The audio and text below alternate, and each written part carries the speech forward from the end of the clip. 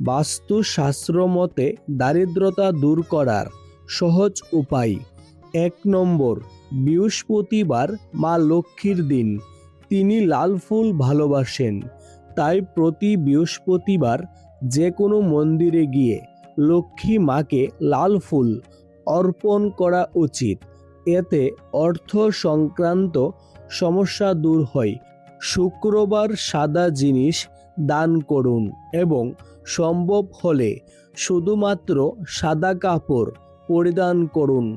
2 নম্বর, টাকা গুনতে কখনোই থুতু ব্যবহার করবেন না, কারণ এতে লক্ষ্মীর অপমান হয়। যারা এমন করেন ধীরে ধীরে মা লক্ষ্মী রাগ করে তাদের থেকে দূরে চলে যান। 3 নম্বর, আপনার সন্দুকে 10 টাকার নোট 100টির বেশি রাখুন। মানিব্যাগে সবসময় নোটের সাথে কিছু কয়েন রাখুন।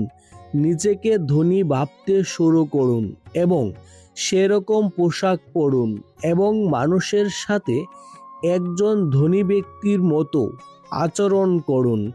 আপনি যা কিনতে চান তার পরিকল্পনা করুন, অর্থাৎ টাকা না থাকলেও নিজেকে ধনী মনে করুন, কারণ যারা নিজেদেরকে গরিব মনে করে তারা সব সময় গরিব থাকে।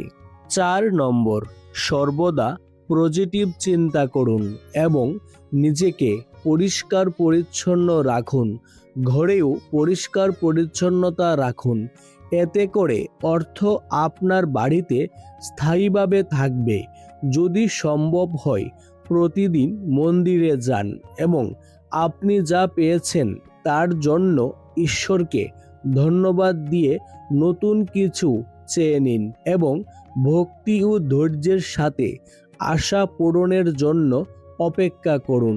5 নম্বর, ঘুম থেকে ওঠার পরে প্রথমে উভয় হাতের তালু দেখতে হবে এবং মুখের উপর 2 থেকে 3 বার গড়িয়ে দিতে হবে।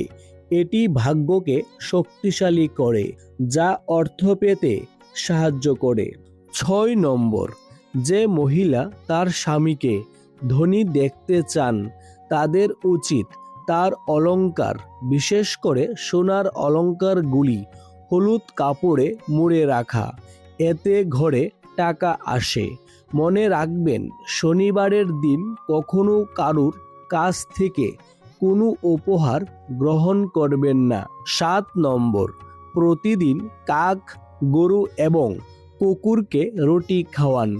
শনিবার একটি কালো কুকুরকে সরিষার তেলে মাখানো রুটি খাওয়ান। অর্থ আসার বাধা দূর হবে। 8 নম্বর, লাখ চেষ্টা করেও আপনার আয় না বাড়লে তার জন্য ছোট একটি টোটকা করুন। প্রতি সোমবার বা শনিবার কিছু গমের মধ্যে তুলসীর 11টি পাতা এবং 2টি জাফরান যোগ করে পিষে নিন। পরে পুরো আটায় এই আটা মেশান।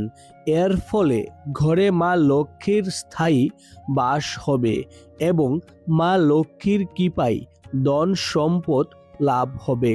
9 নম্বর, সম্ভব হলে প্রতি বছর আপনার পরিবার সহ যে কোনো ধর্মীয় স্থানে যান এবং সেখানে আপনার উপার্জনের কিছু অংশ দান করুন।